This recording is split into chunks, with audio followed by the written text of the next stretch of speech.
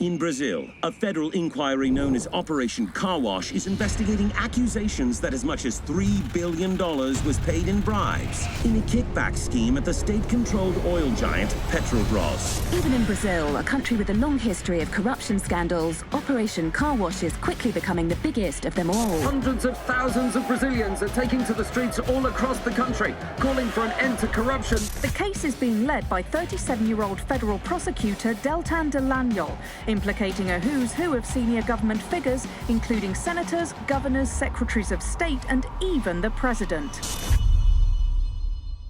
When I first became a federal prosecutor, I wanted to stop this corruption, to help society, to improve Brazil.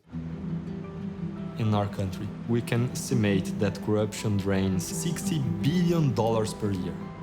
When we think about what we could do with this money, we could guarantee that the millions of people who do not have access to tap water or sewage system, they would have.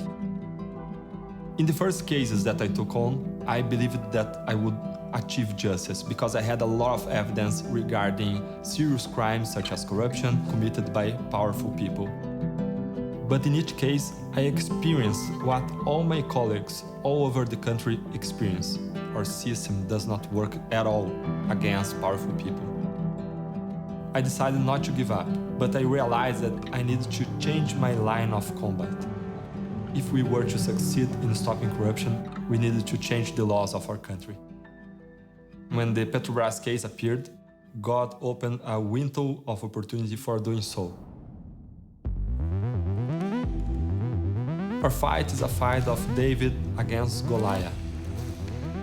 We are in a team of 20 lawyers against hundreds and hundreds of the best paid lawyers in our country.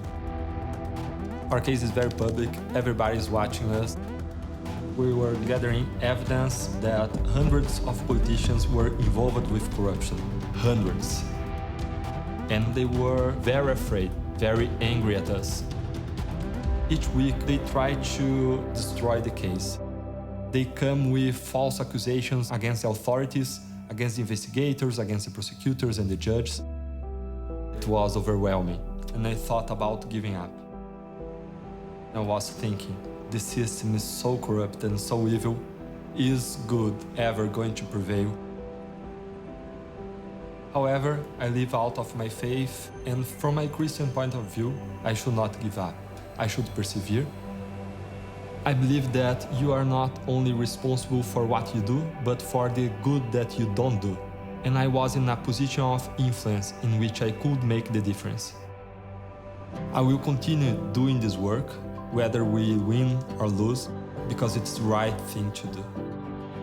We need to continue this case and to find ways to change the system so that we can have a better Brazil with less corruption and less impunity.